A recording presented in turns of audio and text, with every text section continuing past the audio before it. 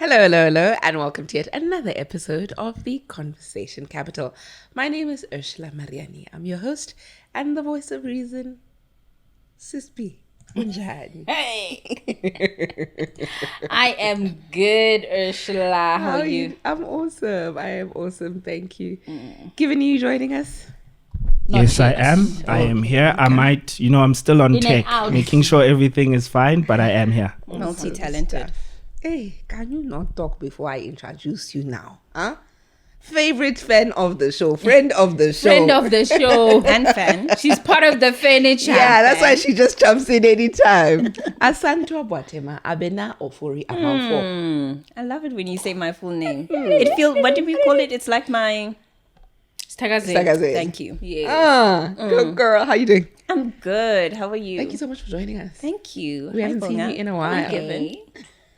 You look lovely. Right? The red looks good. Lady in red. Thank you.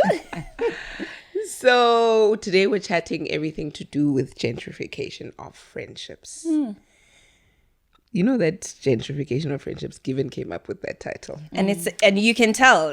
All I hear is hong, hong, hong, hong, hong. Given, what does that mean? All right. So gentrification as a concept is when you have an area or an environment that has a particular set of people living there. We can say a particular LSM, which is usually lower.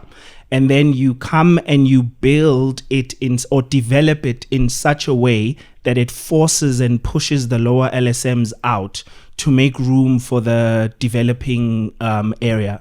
Happens a lot in South Africa and Cape Town. Sometimes it's intentional, sometimes it's not.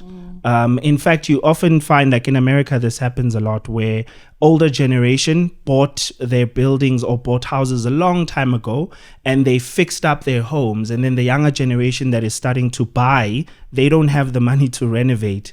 Then the area just overdevelops and then the younger generation has to then move out. But that's the concept of gentrification. And then when you look at it from the perspective of friendships being gentrified, it's basically having you as an individual having your lifestyle change as a result of you getting a better job, a better income. You're basically now starting to afford more lavish or more extravagant lifestyle. Maybe you're flying first class. Maybe the restaurants that you choose to eat at are the Tashas and the et cetera, et cetera. So as a result of that, then you either intentionally change your friend group, which means you've gentrified the ones who now can't afford to keep up, or they themselves decide, okay, you know what, I can't afford or keep up with you financially, therefore I think I'm going to start hanging out with you less. Or, like buying first class VIP tickets to an event because you don't do common, right, or general. And in varsity, we all did general. Yes. And now when we graduate from varsity, you're now a surgeon and I'm an assistant. Exactly. Yes, exactly. So that is what it means to gentrify your friendships. It happens both intentionally and unintentionally. Yes, I do want to say that I like the part of it happens intentionally and unintentionally. And for me, it's almost very inevitable. Friendships are much easier when you're younger. Firstly, in South Africa, you're all in school uniform. So there's no who's dressed better, slight things, I remember there was this one girl, not in Ntando Duba, but she was in Ntando. I really wanted to say your name and surname, but I know she watches the show. And Ntando always had the whitest socks, and everybody always commended her that she always had these super white socks and super clean shoes, and she was just a neat girl. But it's small things like that. But now the older you grow, it starts becoming big things, right? It starts becoming tracksuit pants versus gala dinner dresses or whatever have you. Like the disparity becomes really large. The brand of your bag versus my no-name brand. Yes, and the VIP versus, I don't want to lie, I don't like concerts, right? And the other day I realized that if I'm going to do a concert. You are a VIP girl. When Given said it, I went... I was like, I don't do general. I only do VIP. But it is because it's the crowd, it's the environment, I don't like it. I really don't like general. And if I can't afford VIP, I'd rather not go. Yeah, you gentrify. Yeah.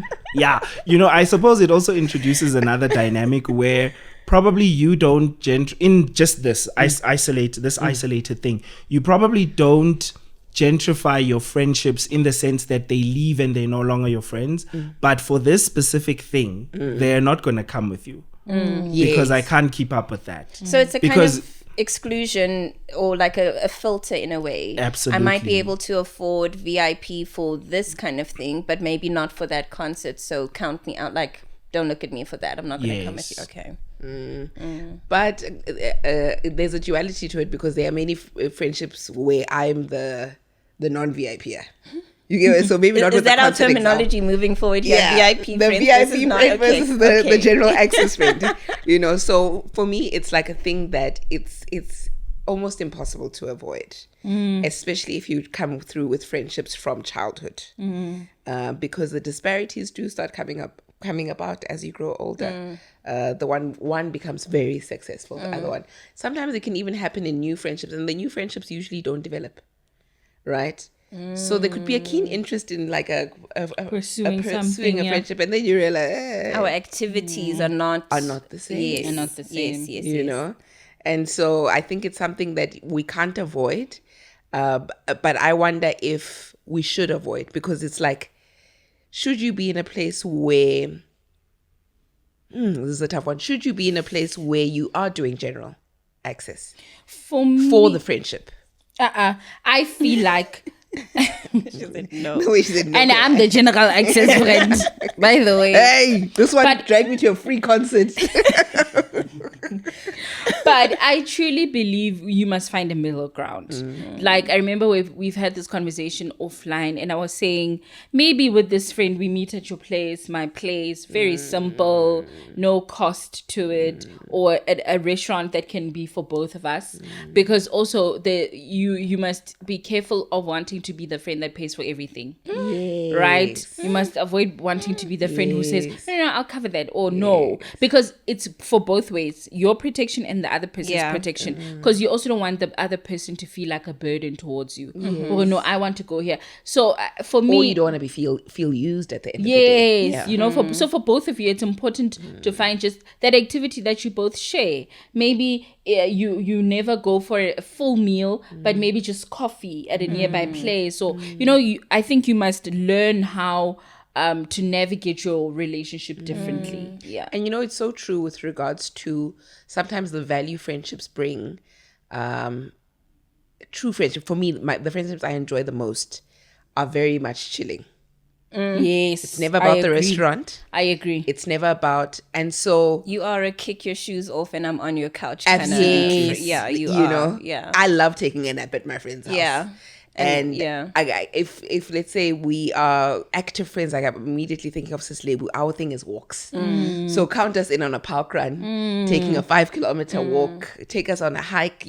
That's because what we need to do is talk, and we need to offload, and so it becomes tricky when indeed the friendship dates become about how can we hang out. Yes, What let's are be a bit more creative. It doesn't always have to revolve around money costing activities. I hear you. Do you know, so it's just something you were saying in the beginning with like school. You grew up in the same environment, or it's kind of the same environment. I remember feeling a slight difference when I went to boarding school. I had never felt any kind of way about money until I came up to Joburg, so from Mafeking to Joburg, and now I'm in this predominantly white school, one of these top schools, and I was very aware of, it might not speak directly into the topic, but I was aware of the gap. I was aware of the gap, especially when it came to social things, and I had clothing, don't get me wrong, but I had like everyday clothing, not necessarily we're going to socialize clothing. I'll never forget a friend saying to me, "You always wear that top." But it was the nicest top I had to wear. And then going into varsity where the roles slightly switched, because that's a fruit bowl of different people coming together, realizing what my pocket money was versus what other people's pocket money was. So it was quite a contrast for me coming from a high school environment where I felt like the general access friend. Yes. then going to varsity where not necessarily VIP, but for this discussion VIP. And I was like, whoa. Yes. So I felt a little bit more included because I've never been financially VIP in growing up. It's just been what I need, I get. But going to an environment where needs or having to buy your groceries and cooking and things, I could maybe have money left over or be able to get the treats I want. Where someone is going for hardcore basics for survival. Yeah, it was very eye-opening. It is very important, I think, to have experiences of both being general access and being VIP. I agree. Because if you're always general access, your self-esteem is in the gutter. And if you're always VIP, you become disillusioned to reality and what life looks like. And so I'll make an example as well. I remember in high school, we went to high school. So when I was in grade 9 boarding school, in matric, you would always partner the new people with someone and call them your parent. It's a boarding school thing. And so my parent was the first prince of Swaziland. Talk about a disparity. Yeah. And I remember when they would come fetch him, it would be like a string of these black luxury cars that would come pick him up for school holidays. And then the one day they picked him up and it was a helicopter landing on the school field. Gosh. Yeah. Talk about VVIP. Yes. And I always tell this story because it was the first time in my life where I was like, Mom and Dad, are we poor? Same thing. A friend in high school had a trust fund. And I, in all my, I want to say, I don't know, braziness or whatever, remember going home for the holidays and being, Daddy, do I have a trust fund? I remember. I understood what it meant, but not like in my adulthood, how much money and what it means to have a trust fund. I remember just asking him just like willy-nilly. And I'll never forget the look on his face because it's like, after all I'm doing, sending you to that school, you're going to ask me about a trust fund. You better get out. As well, what did this do? I know you say you fit in, right? It was only those little... Because I think about this a lot. I think about that. I want my daughter to have access to the best schools, right? Yeah. But I'm not sure, hopefully, Jesus, I'm not sure if it's going to be at the level of... her peers, right? But I do want her to have that great schooling background. And I think about the impact on herself, like especially as a kid, you know, because I think now, not even now, like in high school, I can be like, hey, listen, you know those stories where you're watching movies, you're there to learn, okay? They're rich, they have whatever. Yeah. You're there to learn. You got to work double hard to get half you of know what those they got. type of things. Yeah. So I know we're digressing, but did it have an impact on you? Like, what was it? What must I consider as a parent? I'm going to say yes. And it's something that Ursula and I have spoken about a lot. I have some weird things with money. I don't know. Maybe I need therapy for it. I don't know. But I always wish that I could have more, not from a greed perspective, but feeling like I'm behind. It's definitely something that I used to struggle with more, not so much now, because I'm older. I'm more accepting of what I have. I'm more aware of how blessed I am, really. But I will say yes. I actually think that that's where a lot of my financial insecurity came from. The fact that I'm in a predominantly white school where it's not just this, like my classmates' family have been able to put them forward, but it's come down maybe a generation or two from before, where that access of things has been their norm. And I think I made myself small. I think I made myself small because racially, I'm different. Culturally, Ghanaian, different. And then financially, I just know that we're not in the same space. So I think it made me also try a little bit harder, wanting to learn things and understand things and maybe twang in a certain way or whatever it may be. And to inflate what I actually had, if I'm honest. And then you get to a space where it's, you're around other people who, there's a range of people in terms of their finances. So there's nothing to prove. If anything, I felt, I don't know, like I went inwards a little bit in varsity, knowing that I have more resources than the person I'm chilling with. I felt like bad in a way. So I'm going to say yes. I don't have an answer, but I think it's maybe just the closeness to Asa that you'll have. Maybe being in boarding school, I couldn't have the everyday conversations with my parents of, oh, this, that, and the third. And for them to remind me of who I am, what I come from, everything's okay. So maybe just that reinforcement of this, you're fine. Like, you'll be okay. Yeah, you're really fine. Yeah. I also think a balance is important, right? So having a little bit of both. So not only the first princes are being the cream of the crop, but also having the experiences where they're better off. Yeah, it's a bit of a tricky one. Or maybe just exposure of their reality that this is a very small minority in South Africa. You know? So, yeah. I think that thing is really important. Not everything can be manufactured. So this is a very tricky question you're asking, because you can't manufacture everything we're talking about now. I don't think it's something that our parents thought. No. They weren't manufacturing. They were trying to get us into the best schools that they could afford Push at the us time, further. you know? But by a stroke of lucky events, you found yourself in places where you were getting an experience and a taste of both worlds. Like for me, it's when you get to varsity and you're one of the few, not few students, but you're one of the top 20%, you're part of the 20% of students that have a car, you know. But then within the ones that have a car, some have an S500, and you know. Facts. So Yeah. having that constant there, and you know, seeing yourself, because I really do think. But I go back to, you can't manufacture it for us. It's just it's just exposure, constant exposure to stuff. I'm thinking maybe that's why these really affluent schools, I know this sounds very bad, guys. So I'm saying this with a pinch of salt. No, it's not that bad. But I'm thinking if someone is listening to this, they're going to say, Aibo, you're minimizing quite a serious thing. So apologies. But I think this is why these schools have these outreaches, like go to a community there I hear and do this you. and that. Yeah, I go heard- assist. And I'm saying I heard, because I don't want it to be fact. I've never been to the Oprah school. But a friend of mine whose younger sister went to the Oprah school told me that after they come back from school holidays, they go through like counseling for it. Because, you know, you're now at Oprah school and Sure. everything is lovely. Yes. And da. But these girls are being identified from really impoverished homes. Absolutely. And so that disparity causes some sort of, you know, turmoil, internal turmoil. And so they give them counseling for it. I could even take it a little bit further and say I don't know what, let's say, private schools are like now, or where it's predominantly white, etc. But something culturally like that, or socially, it's not culture, sorry, it's socially, would have been super beneficial, because you are a part of the minority, you're trying to fit in, you're trying to socialize, you can get along in terms of personality, but then again, resources and things are different.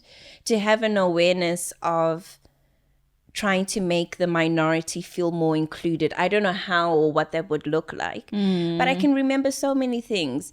The typical stuff of the black girls, because it was an all-girls school, black girls being labeled as the ones who laugh too loudly, the ones that could be a bit aggressive or intimidating. That's not it. I mean, culture and social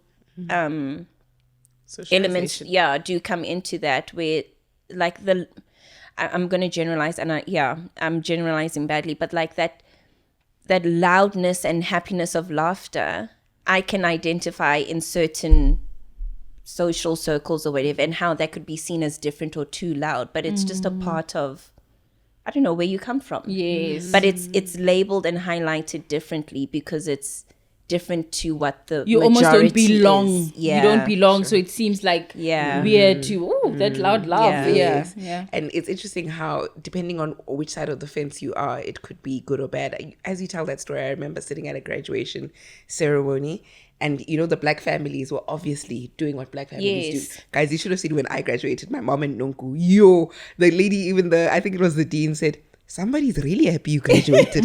That's how much it was ululating. Yes. And just the two of them Yes. standing at the top. It was crazy. But that's generally the experience. And I remember one time being in the audience. I had attended a friend of mine's graduation. And there was a random uncle sitting next to me watching the black family celebrating. Some had come with tambourines, you know. And then when it was, you know, I don't know, a white person standing up. I need to give an example of a name, then I realized it might be problematic. Or, you know, whatever Afrikaans or English or whatever white person in the family would just, you know, you wouldn't even know where the family is actually. It would just be a general clap. And this uncle then looked at me and said, "Hey, these people are fake." So then I was like, he's like, "Imagine your child has been working so hard for 4 years. Imagine how hard it is to pay the school fees. You've also been working hard, eating vegetables, no meat for 4 years. Then when it finally happens, you go." And so seeing a moment of he was on the other side of the fence where he looked down on that. Yes. Why are you not celebrating? Yes. Why are you not excited? loud about You know? this? And I proud? looked at him. I was still very young. I don't think I had graduated yet. It was like an aspirational moment for me. And I saw what it is to be on the other side, because you're often on the side where like, oh, black people clap so much. And it really depends on, because somebody else could have been, I mean, we were surrounded, it was University of Pretoria, we were surrounded by a bunch of white people. They could have easily been sitting there feeling othered. You know, feeling... It's so interesting, that perspective, because for me, what I think is the reason for the non-clapping, or it's like, oh, really? True. Well, for us, it's expected. not. True. Yeah, For okay. us, it's like these are It's probably like first your- generation. yes. You know, even I remember when he's mentioned the one of not eating as a dad for this child. The people around are like, no, we've been eating just fine. We had steak last night. Coming here, we had a lovely breakfast. Yeah. So I'm Yeah. thinking, for them, it's like, you must graduate. And no, it wasn't hard for me. Yeah. I remember hearing of someone who's saying, yeah, I've been saving for my daughter's varsity fees since 10 years ago. And the daughter just started varsity now. So for someone like that, are you Yes. going to be starving? You know? So yeah, go the opposite. I'm thinking they probably don't show that much excitement because you must graduate. It might also be cultural. Absolutely. And Yeah. I say that because white churches are just known for not jumping and running and clapping and ululating. Speaking in tongues. And, Yeah, right. So I think it might also be a cultural thing where it's just not part of their practice or their norm or their tradition. One thing that I'm thinking of in terms of the conversation of just gentrifying friendships, right, is... To take us back. Yeah, I was like, we have gone off. Yeah, like I know I referenced this quite a bit, but I'm just thinking of how with our parents and their generation, how with Stockfells, you can't really see who doesn't have, because the whole point of it is we all bring our money together and then we all go to this one place and we buy rice and we buy and then we just distribute it. The wealthy woman does it and the one who's not wealthy does it. But obviously, I suppose when you become wealthier, you're like, these ones are doing too small things, man. I need bigger things. Me, I'm no longer testic, basmati. I need a basmati group. No, absolutely. I've got a stockpile with my friends, and we put together, I can say the number, it's like 2,000 a month, right? And for me, Kibo, the other day I was chatting to one of the friends in the stockpile. She was talking about her other stockpile where it's like 50K. I said, You see what I mean? I said, you put how see what much? I mean? So in my heart, I'm like, what are you doing here? Are we a joke to you? But she also has access to both. Yes. Right? So it's not just, I've moved on to the 50 bracket. It's like, I can do the 50 and that 2-1. Yes, that way you are sort of, I think that it is reasonable, right, to, should I use the word compartmentalize, or to, like, I'll make an example with this. There's a group of friends of mine. We do this thing where whenever there's a film that we all like, we'll set a date and then we'll go watch it together. But one thing that's happening in cinema right now is a lot of affordable cinemas are closing down, right? And you only have the prestigious ones. Which, I mean, if you're gonna watch a movie in, for example, Mall of Africa, you only have IMAX and the Prestige. Sure. Right, especially if the film has just come out. Those are literally your only options. Exactly. And I was actually having a bit of nostalgic conversation with a friend of mine where we used to go to Stirland in is it Sunnyside or Arcadia? Just that divide between Sunnyside and Arcadia. And films used to be $30 there. I Right? went to a high school where in Vereniging Makpak, Yes. they were 5 rand Imagine for a movie on a Yep. Tuesday. So all the students would, stop there to Yes. watch a movie. It's that on its own, Jay. It's just a conversation because it was such a big third place or third space for us growing up, right? And it's disappearing. So with that, I've found myself having to always think carefully about who I invite to that, because I know that not everybody can afford to pay that $250 to be in the Prestige in order to catch a film, right?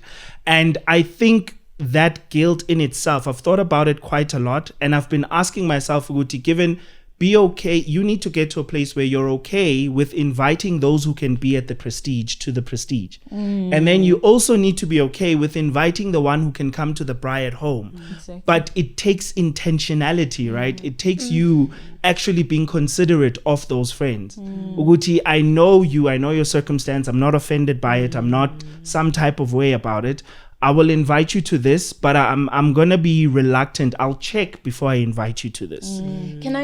Okay, I'm glad that you said that last point, because something that was getting at me was, but how do we know if the person can or can't afford Very good question. that specific thing? Because you kind of take the ownership and choice away from them. What Bonga was saying, now you're immediately assuming Asbo can't afford to come to this thing, so I'm not going to invite her. You're excluding still. So you're having the power in making that decision when you just don't know. But it also puts you in a very tricky, because you also don't want to be the friend that's always asking for weird amounts of money. You get what I'm saying? Wait, what do you mean weird amount of money? Like, oh, let's go away for the weekend. It's only 5,000 rand. You also don't want to be that friend. So where do you draw the line? I think for me, the safest thing is to communicate. Like, hey, guys, this is the price. Yes. Hey, guys. Hey, whoever, I'm going to this place. I'd love you to come with me. Mamang also is also come with me. It's 5,000 rands. Please let me know by Wednesday if you can join. I love those open-ended, but it's closed. I was about to say, If it you really can goes join. with how good the friendship is. Me and Bo talk about money all the time. I don't think so, Ursula. Like, that question is yes or no. But Please let me know if you can join. You're not saying it's too expensive. Please let me know if you can afford it. You're not saying that. You're saying, please let me know if you can join. I hear you. And you're giving the agree. person an option. This happened recently with a friendship group, my uni friends, where they were saying, okay, we want to go away at X amount of time. This is how much it'll cost. If anyone's interested, exactly that. Please pay following bank details by X date. If Bonga can't make it, it's not Bonga, you haven't said if you're coming or you're No. not. We're just The gonna date is assume, passed. I'm going to assume you're not joining. Let's talk about, now you're the friend that it's 25,000 rand, we're going to Zambia, and you're realizing I can't go, not because I've got work, but because I don't have money. Do you say, guys, I don't have money? Sorry, that's never gonna be me. To say, like I still want to go, Why but is I it can't necessary to afford say it. I don't have money? I'm asking. I just want to You go. want there's people to space. pay for you. No. Is there space for vulnerability? Or are you making yourself Yeah, lonely? Bonga is making it very clear that don't be vulnerable here. No, like for me, it's like you're saying no. But I agree sharp. with Bonga. Bonga's a I closed- will rather hang upside down for 10 minutes. I've done it. I do it quite a lot, right? And I think it also, what I'm seeing that it does, it also allows my friends to also Say. be vulnerable and say. say, Like where we have this thing where we're trying to create a tradition where at the end of every year, for New Year's, we book an Airbnb. And I mentioned to a friend of mine, Guti, hey, let's actually book, and this is how much it would possibly cost.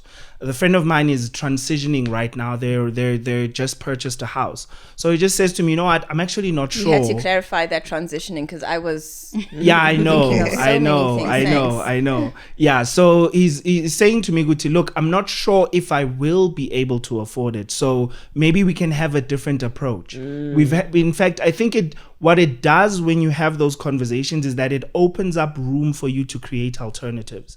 So, for example, if we're planning something, we're starting to try and make it a rule that we have a way of allowing people to pay monthly, right? Yeah, go on. But this is what we're talking about. This is now where the money disparity thing comes. Now imagine you're always the friend. Another option, angnamali. But if the option is part of the friendship, You know what I mean? So let's go back to the movie thing. Movies are announced well in advance, right? So we'll know like 3 months. Okay, there's a film coming out. So then we say, hey, dude, there's a film coming out. In fact, guys do it. I don't know if you guys know, but guys form soccer groups where they actually monthly pour money into, and they even create accounts for it, right? Which just goes, this Stokvel approach, guys. Our parents were onto something. Absolutely. Right? Guys do that. So now it becomes a matter of, you don't necessarily have to do it now, this month, this 1 month. You can think of it in advance if it means something to you. If you're not going to make it, you're not going to make it. But the approach, should I call it an approach, or the option, has become part of the friendship. We all expect that if you're planning something, we're going to use this approach in order to, you say it in Jan, we're in doing advance. it in, then I know, good, okay, sharp, that means we're using this approach to save up for it. Whenever I have a bit extra, I'll go in there. I like that approach given, because it says, even for the friend who likes last minute things, they know which friend to go with. Like, oh man, I feel like going to Cape Town tomorrow. I know the best person for this is Esbo, because Ratwan. But Esbo, It was an example. it's example. As we hated that example. Like, I want to go to Cape Town tomorrow. That's Esbo is my girl, you know. But if I want to go to Cape Town and I want Esbo and Bonga, then I need to give it in advance, you know? And I like that what you're saying is it gives an option for both. Because for me, it's wrong if we are constantly doing things last minute. And guys, you know my situation, you know? Then it's always last minute. That's unfair. But if you're saying, no, man, I feel like going somewhere tomorrow and I know it's this particular amount, because the general access friend can also do last minute things just in their price range, right?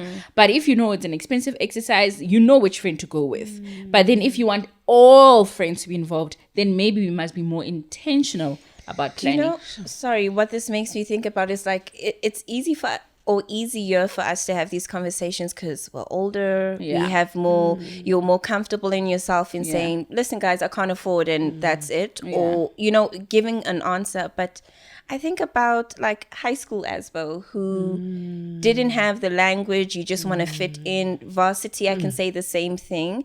And if you're not I think just to be young, it's a hard one, because even if your parents are there to reinforce, it's so hard. It is. Even if your parents reinforce certain things, you just want to be a part of it. Yes. Whereas now, you can still have the FOMO, but you understand why, because it's on you. I feel for anyone that is either not comfortable financially within themselves, and having that opportunity to say yes or no, whatever it may be. And understanding that if people still go, it's not from a lack of love. It's just you couldn't tick the box to get there. Yes. But the people younger, you can't reason that, man. You just Guys, feel like as you're angry. saying it, even now my mom, when she looks at me, like when she's just having a nostalgic moment, she goes, Mommy, I want to be part of the gang. She says I used to say it all the time. Really? She said she was so worried that I would end up like in a real gang, because we lived in Cape Town, right? So the word gang is not something you just use lightly. It's like, why? And your mom doesn't play around with negative words. Yeah, it's like, why, you know? But understanding that there was such a deep need to belong, you know? And it happened a lot when we were in Cape Town, because I remember I was always the only black girl in class. And then I remember when I got to grade 3, Pumla, I don't know if you watched the show. Pumla is Pumla gets mentioned a lot. One about is it? yo. I probably have talked about She's it like, where's before. my usage? We were supposed to be the black girl. Yes, she traumatized me, because finally in grade 3 I had another black girl and she was not interested in being my friend. And I struggled, you know. It was really such a mind-blowing thing, because for me all my problems were that I was the only black girl, right? And now realizing that it went beyond that, I'm just not a good fit. You know, that's what it meant when Pumla rejected me and my friendship. It meant that I'm just not a good fit. And so I'm putting myself in the shoes that you're explaining, that The young younger girl that Ish. just wants to be part of the gang. I just want to be part of the gang, Mom, you know? It's for me, the one that's become very glaring is not having a car, and realizing how people with cars are very aloof. That for me it takes time to get anywhere. So, and the places you pick as well are important. So also it's also been interesting for me to see how the immediate assumption is that I have a car. Because you're because of the groups that you're in, or the people and the And for me, it's not a sore point, but then it's like, no, man. When I'm talking to someone, no, you must consider that for me, it takes me 2 more hours or extra hours, or I must Uber from there to there, stuff like that. But it's also, there's a friend of mine now, not even friend, someone I know, who was involved in an accident and doesn't have a car. And then I hope I don't become this person when I have a car. But he can't do anything. Oh, he doesn't try. Like, I get it though. Yeah, I'm like, I would probably be like, guys, we have taxis. I gotta go to MTN. This way, taxis, Ubers. We have taxis. We have Ubers. Were you trying to give hand guys? signals? Yes, I'm trying to go to. Up? Do you comma down? Or is it Orange Farm? No, that's okay. Struggling with signs is okay because that would mean okay, you are in a road. I struggle with signs if I'm not in an area that I'm familiar with, right? But it's the fact that there's taxi guys. This is Johannesburg. There's taxi ranks to get you anywhere, and I'm like, how are you suffering like this? Guys, you guys must fix yourselves. Okay, that privilege of not. And you know, actually, you're right. There's 2 experiences to this that I've had. Firstly, because I don't have a car, I have friends who will think, oh no, how are you gonna get there? They panic. You one of them. Yeah. People will panic. How are you gonna get them? Like, girl, just take a taxi to one spot, then Uber to the other, right? Yeah. So this makes me think of the person who doesn't have the access that I have to, like, your Ubers, etc. That's because there's people who that's interesting. Who it has to be a taxi that gets them there. And there's people who get shocked at how much I Uber around, So I'm always thinking about how that part, having the friends with the car, but also being the friend who relies on public transport but doesn't have, because there's some places taxis they don't get to or get to easily. So because I'm linking what you've said and what Ursula said, that kind of scale of privilege, access, whatever you want to call it, and how it excludes people, but we often look from top down exclusion. Yes. But you're saying, guys, if I can get around with a taxi, let's say the most like widely accessible form of transport, or that's not very niche, if that makes sense, then I can only go up. But you, who only knows how to move around in your car and hasn't had the experience of getting taxis, using you're actually underprivileged in your transport sense, because you wouldn't be able to navigate through things like I can. It's that thing of like you're one paycheck away from poverty. Absolutely. It's that concept where you don't understand you're actually one paycheck away from poverty. Anything could happen to remove that privilege and you'd be stranded. To tie it in with an earlier conversation that we had, and lately I've been reflecting on a lot of how I've been raised. I don't know why.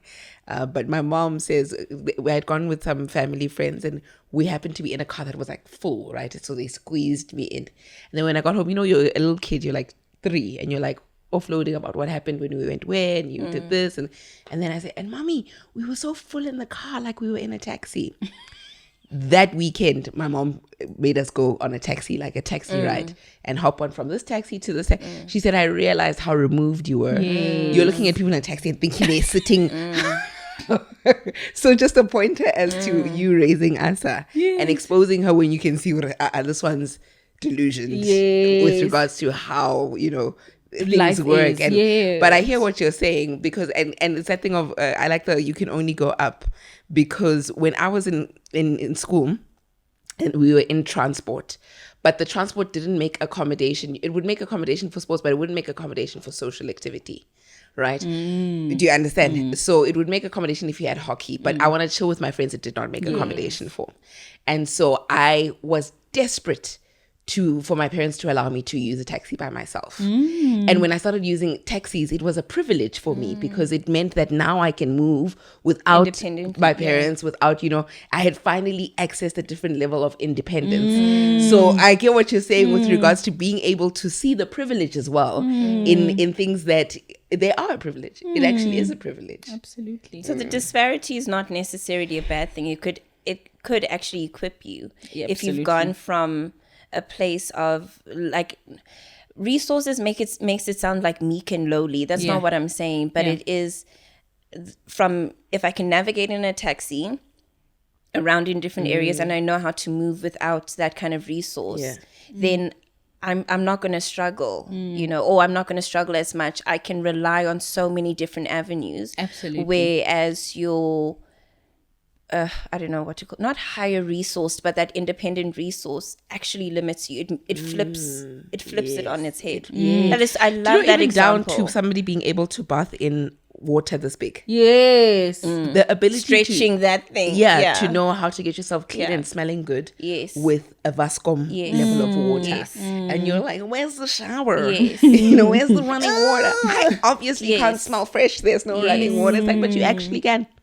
I think about what you just said about being resourceful. A lot of the times when you're in a taxi, you bump into someone who's going to a place for the first time, right? And I always have to make them aware, you can use your navigator, girl. Like, open your navigator, put in, and then you'll get off wherever you see is closest. You can combine the resources. Yes, you can combine. A navigator is not only for people who are driving. Hey. Bunga, you are dropping some Johannesburg. gems. You are dropping some gems. Yes, I always say, Bula app, you can navigate. And okay, now you see we're passing we're passing get off here. Yes, and now you're closer. Exactly. Instead of wanting to rely on asking people, Otole, we've passed that page when you can navigate. Because you were scared, you were unfamiliar, all of those things. Yeah. It is true. If you can bath with a bucket and water or whatever it may be, what's a shower and a or like in the moment that you're without it, it's not what am I going to do, or it's this is what I do. I can relate to this so well. Oh gosh, I'm really the general access friend. Disparity. Morgan is the camera. Morgan, I wish you guys saw. She went, oh my gosh. Okay, I'm thinking about how in Sebokeng, where I'm from, for a long time, guys, we didn't have water, sharp. And then sometimes where we've moved now, it's in a town, so there's always water there. But when there isn't, you should see my family. Oh, the show goes on. Whereas the group is like, there's no water. This is nothing. Yes. We're used to months of no water and electricity. Yes. So the show just goes on. I visit a friend, give us scum. Okay. Yeah, we're good. The show goes on. I love that. I didn't know how useful that part of my life would have been. But now I'm like, so you don't become extra late. No one is running around because we do have the extra water. Life goes on. no one's disturbed. Disturbed. This really makes me think of those, American, what do they call them? The ones who have, what do they call them? The ones who prepare for doomsday preppers. Yes. It reminds me of doomsday preppers, right? And also this concept of having Boy Scouts. I think it is something that our middle and upper middle class is going to have to learn, that even though our kids are living posh lives, we've moved them to the suburbs, we're putting them in private schools, we're going to have to be intentional about teaching them, not just about Uguti, there are people who don't live like that, like you being allowed or your mom putting you on a taxi. We're literally going to have to set dates for that, right? We're going to have to set dates about and teaching our kids, Uguti, no, a shower is not the only way to actually take a bath. The fact that, there's so many privileges. So many Wi-Fi. Wi-Fi, washing machine, dishwasher. If my nephew comes to your house and there's no Wi-Fi, it's like, what's happening? And to them, it's not privilege. To them, it's norm. norm. It's norm. I watched a video, a short video of a boyfriend who was showing Guti his girlfriend, white girl, I think she's white or probably maybe Mexican or something, and she was in her mother's house. She was like, I don't want a big house. I just want a house that is like just average, like my mom's house. The mom's house, the ceiling, you'd need probably 3 human beings stacked up on top of each other to touch the ceiling. There's stairs that literally, those rotating stairs to get you to the top floor. And for her, that's a nice average home. Right? That disconnect, guys. Aish, that thing's a big deal. Because I think I'm connected, but I'm wondering in which spaces I am not. And you won't know. You don't know what you don't know. You won't. But for me, in just to wrap up this conversation, as anyone who is general access, Bonga, Anyone's general access. I'm talking to you from general access to general access. I feel like as people, we need to, and this is across the board, in relationships, in disparities, like you say, you need to work on the inside because everything else that you're uncomfortable with is really how you like feel about yourself or being shy to own up. Like, what's wrong with saying I can't afford something? what's wrong? What's wrong with saying I can't afford something or I can't do something, or say, your friend, I would have liked to, but I can't. And being okay with missing out on that experience as well. Because I think it's another thing, Shem, that it's I'm not saying you are bad for having FOMO, but I think that's also another thing. Like, oh, you wish you had Or how this. you're This is perceived. such a But the big one for me. internal This is work. what I was talking about with regards to being, should you be open and say I can't afford? I am team never make yourself meek and lowly. Oof, you are. Listen. You're the leader. Listen, because I cannot if I can't afford something, we have to be really close for me to say, it's because I can't afford it. Otherwise, I'll be like, I give at why? But for me, what is it you don't like about a massage? I need auntie. I don't like people touching me. but for me, I think it also comes back That's me. from the fact that I believe I can't or no is enough. Like, I don't need to give reasoning. True. That's genuinely me. True. But I have seen, the truth is, with this whole gentrification of friendship, the basis of the friendship that's when it shines. Whether you guys are really friends shines in this moment. Or friendly. It will come to, it's the test of all time. It's the test of all time to be able to say I don't have money and still feel very safe in saying it. And feel that either a plan will be made or it will be, well, go, you gotta sit your ass at home because we are going to that event. We'll send you pictures. Yeah, because it happens sometimes. It's a group of 3 people. The event is however much, and the third one says I can't go, and the other 2 say bye, girl. And it's also a true friendship. It's a reflection of true good friendship in and of itself. Yes, because You other know? Friendships, you'll find out how they've blocked me. I can't see that they Now went it's out. like now it's a huge thing. Or We're actually- secretive. Or Yeah, it's secretive about the going out. Doesn't Guys, You're going to say we should do a part 2 and it we do won't need come, to do a part guys. 2 because I'm even thinking of the element of like marriages, but our time is up. Marriages, children, the disparity that comes up. Like, right? The disparity. I feel like there's a big disparity with us and Bonga right now with her being a mom.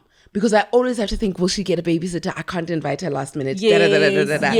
But imagine when it's both you and Asbo that have kids. Actually, Then you're the then one. then I'm the one who's like now like Kirikia Cape Town Musani guys. And so like these things will keep coming up and it's like we want to do a husband's trip. Yes. And we're going with our husbands. Couples and couples. Couples. Also, there's something I came across recently, and it happens a lot where a mother has 3 kids. 2, the fathers are not very present. 1, overly present and rich. So she stops the father from being extravagant because she doesn't want the other 2 sons to feel otherwise about what they can have, So even that disparity, like my parent can afford, but now my mother's hiding this because my other siblings. So we don't share dads. I remember seeing a Facebook post of a dad fighting that the mother would say, if you're gonna buy, remember. the You must one, buy 4. You must buy 4. Then he was like, no ways. I've got 1 child. And I understood the dad and I understood the mom. Absolutely. It's just a It difficult was, situation. rock in a It hard is. place kind of thing. It is because at the end of the day, the one I'm talking about, that's his siblings, and they may hate him and treat him badly. And she doesn't want to create a resentment in them, But at the end of the day, my dad can afford these things I for me. shouldn't be living So like- people were suggesting that he should actually take that son. Nah. Yeah, because and go via now the he courts. comes back But with the then memories and the everything that stories. you're avoiding, that separation will still be caused then. Yeah, it Because will he's be. going to be separated from his siblings. He will be separated, but at least he still gets to enjoy like that dad's part of things a without tricky making one, that. I know when he visits, it will still be visible that hi man, I'm a bit better. But then people are saying the injustice to him will be taken away by him moving with. This is a trick. I don't even have a solution for Right? that. Anyway. It's a tricky one. Thank you guys. This We was a talked. lovely No shame, we conversation. cooked. I could still chat. because it trickles into so many different space. I don't know if we even answered the question. Siblings. The one When they who- start the working. rich one, Yes. I remember a friend of mine saying, my brothers don't understand. There is no glory in me being the rich auntie. I want us to be all rich. So she's like, I hate the concept that I'm the rich auntie. I don't celebrate it. She's like, I don't want to be rich alone. I need them to start performing and picking up their socks. And I need them to meet me where I'm at. And I remember saying, we Your glorify siblings, this yeah, rich that could auntie, be a rich thing. auntie. But what does it look like when, man, you know, you're a tractor now, awula. You know, it's very difficult. Oh, hey. Guys, general access, VIP friend, gentrification of friendships. We really want to hear from you guys in the comment section. Thank you so much for the love and support. Thank you, Aspo, for visiting us. Thank you, Bonga. Thank you, Given. For now, though, goodbye and God bless.